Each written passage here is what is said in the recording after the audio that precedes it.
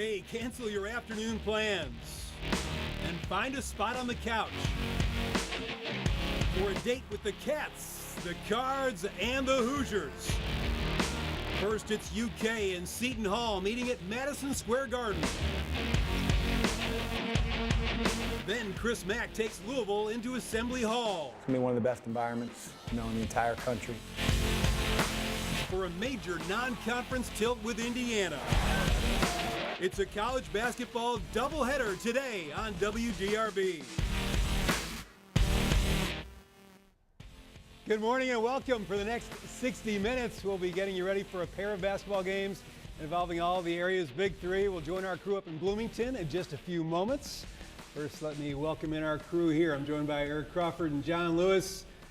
Gentlemen, still early December, but there might be a little more of a February type feel to these games. Should be ramped up a bit. Yeah, it should be. And as we know from watching last year, these games can have an impact come February and March when no doubt about people start looking for signature wins. Yeah, these maybe not even February, but also March. I mean, these feel like NCAA tournament games. Now, obviously, they're going to be, well, for UK, it's going to be a neutral site.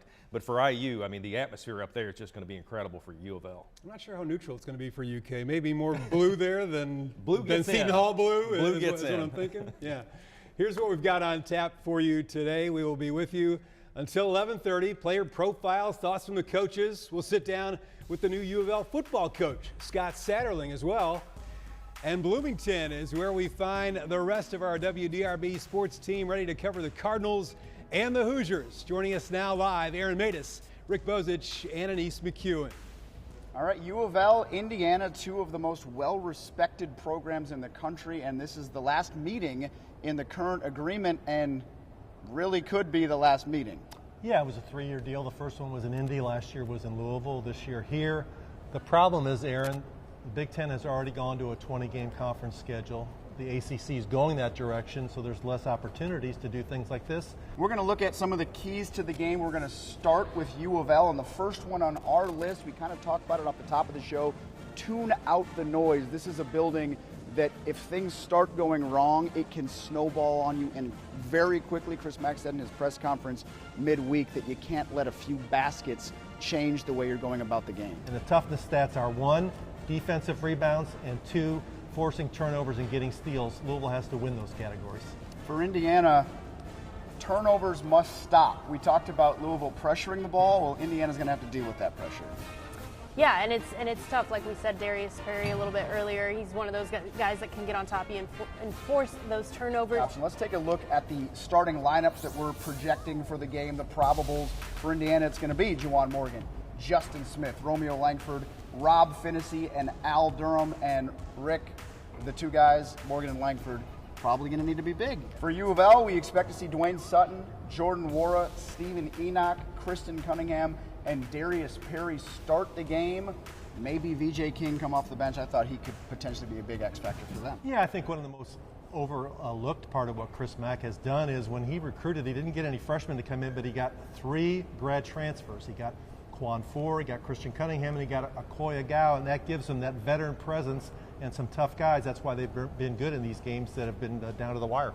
Much more from us three in Bloomington coming up. For now, we will toss it back to John in the studio. All right, thanks, guys. And it is fair to call U of L's Akoya Gao a veteran of basketball and of travel from Sudan to Egypt to the U.S., then from U of L to Georgetown to SMU, and now back to U of L. I sat down with Gao to talk about his return to the Cards and his recent 24th birthday. Akoya, you just celebrated a birthday, right? I did. I already see the look on your face. How many people have asked you how old you are? The amount of jokes and comments that I've gotten on Twitter, Facebook, Instagram. I mean, it's great to see, everybody celebrate my birthday, and then most of the time I'm trying to nap, sleep. Is that what old guys do? That is what old people do. We sleep.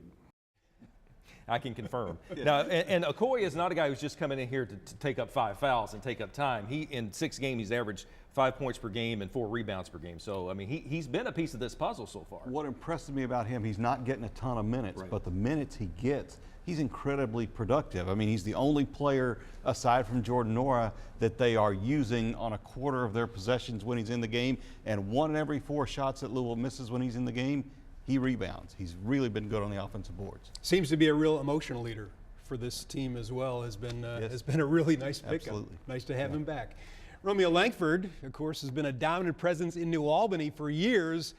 Now he's taking his show north to Bloomington. I visited with his high school coach, Jim Shannon, to get his thoughts on how his former star pupil now faring as a college player, and to see if there is, in fact, life after Romeo. Archie Miller knew very quickly what he had in Romeo Langford. Just how talented and gifted he is athletically. I mean, I think you could probably say he's very athletic or watch him play and say, wow, but he just does things so easy and so smoothly. We don't want people out there thinking, oh, they're only good when they have a player like Romeo. 1, 2, 3, New Albany now 2-1 on the young season after a close loss last night to rival Floyd Central. But yeah, for Jim Shannon and the guys, there is some life after Romeo. There is, and it's not like he's gone far. Everybody kind of keep up with him. We're all still keeping up with him. He's leading the Hoosiers in scoring. It's great for the program. Anytime you can have a player have that kind of success and move on and really leave the imprint in New Albany that Romeo did, it was a great thing for New Albany, and it still is. I was kind of shocked that he was able to come right out of the gate so quickly at Indiana. I thought to be a true freshman and to come up there, you got to get acclimated to the game. You're taking a live look inside Assembly Hall, where in just a couple of hours, U of L and IU will square off. Dave Woodley and Al Greener are old friends from the University of Iowa, but they'll have rooting interests in today's U of L-IU game. Woodley is a longtime band director for the Hoosiers, Greener with the Cardinals. They got together with Wdrb to discuss their fandom and how they help the fans cheer on their favorite teams.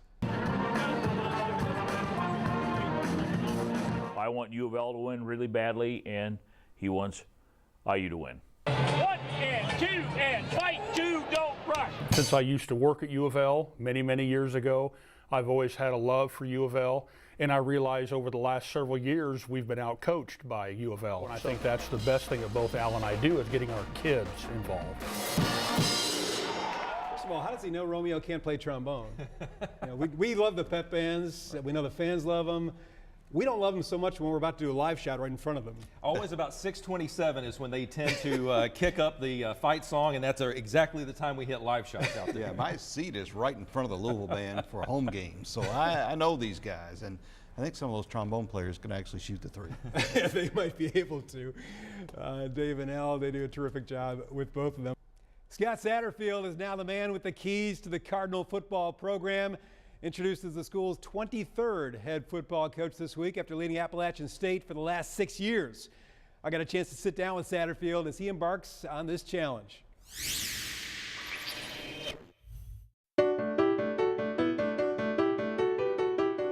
Coach, you are essentially leaving your home to come here. How difficult a decision was that? Well, I mean, it's obviously a difficult decision when you've been at a place so long. I think I've spent 23 years in Boone, North Carolina as a player, as a coach. I like to hang out at home. I like my family, just hang out with them, watch TV. I like to play a little golf, So those are probably the two things I do. We'll have to do that at some point. Absolutely. All right, Absolutely. Coach, thank you very much. Thank you very much. I got to take him up on that golf at some point. Eric, we know he was not the first choice.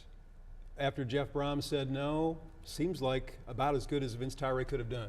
Oh, well, yeah. I mean, he's a guy who's exactly what you want if you can't get Brom. And the thing is, he's a young coach that I think Vince is hoping he fits into that mold of Jeff Walls and Dan McDonald. And I think the big pickup, really, other than Scott Satterfield, was he was able to bring his defensive coordinator from Appalachian State here. Yeah. Brian Brown was a guy who was in line to maybe be the head coach at Appalachian State after Satterfield left, but he's decided to join the U of L staff, and I think that is big because I know U of L fans want to see a lot better defense than what they saw this past year. Yeah, also hearing that Court Dennison, former assistant here, could be joining him in that role in some way. Reed Travis is a different kind of one and done at Kentucky. He'll only play one season for the Cats because he's a graduate transfer from Stanford. Basketball and brains. And Aaron Matus found out Reed isn't the only one in his family with that combination.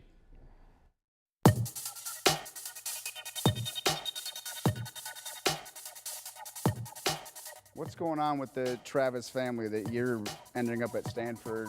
You got a brother at Harvard. Is it just good genes there? Smarts? Say good genes, and I mean, my parents work hard. They give a lot of motivation without really saying anything.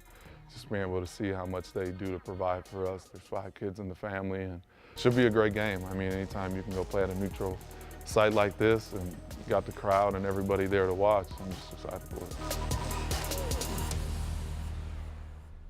Eric, he was a huge get in the summer for Kentucky, kind of shot them up the preseason rankings, and I think he's given them certainly most of what John Calipari was hoping for at this point. Absolutely. Where would they be without him? He's their most efficient offensive player right now, so that's one thing. And he's another great offensive rebounder, something John Calipari didn't need, but he certainly has used. P.J. Washington and E.J. Montgomery are the top 2 offensive rebounders on the team, but he's right there. That makes them the best offensive rebounding team in the nation. He's a huge weapon. And aside from the stats, he's been there before. As he alluded to in the interview, he's been there before, and he's helping these guys who haven't been in some of the situations that they're going through now. He can guide them through it, because I asked him in the preseason about kind of his role, and he said that was one of the things that he wanted to do was to, you got a lot of freshmen on UK. We've heard this before. You got a lot of freshmen on this UK team. He's the guy who can come in there and speak from experience and tell these guys how to get through certain situations, whether it's on the court or off the court. Taking a look inside Madison Square Garden, you see the Wildcats warming up. UK in Seton Hall. They're going to tip it off at the top of the hour right here on Wdrb. Madison Square Garden, that is a venue where John Calipari has not lost since he's been coach of the Wildcats. 4-0 in MSG. To get to 5-0, he's once again going to need an inexperienced group to come together for a road win. Now, it's only December 8th, so Cal is still trying to get his young guys acclimated to the system. Inexperience leads to lack of discipline. That's the biggest thing, but they're in the conversation. So with this group, kind of defense, turnovers, something that Cal wants to tighten up a bit. Well, I think he'll see it today, because I think this is a chance for Kentucky to have another coming out party. To me, they've got their own inexperience issues, and they don't bring a lot to threaten Kentucky. Yeah, I mean, this is, I wouldn't say a turning point, but I think this is one of those, when you look at the steps of the season, this is the next step for a team that is young, inexperienced, has played a lot at home, but now they get to, in this kind of neutral side, although, as Tom mentioned earlier, it's going to be kind of UK-centric. It's that time. Let's take you through the keys to the game for UK. First and foremost, they got to keep doing what they've been doing on the boards. They're plus 16 on the boards this season, but this is really the first team since Duke that will kind of match them size-wise. But they're not going to have seen a lot of what they're going to see today. Well, they're going to see some full court pressure. Seton Hall will try and pick it up that way and try and get them to force some turnovers, and if they can get you into a few early, it can be a problem. Let's take you through the starting lineups that we expect to see for the Cats. It's Keldon Johnson, Emmanuel Quickly, Tyler Hero, 3 of their freshmen. Again, a pretty good test for the Cats, coming off 7 straight home wins.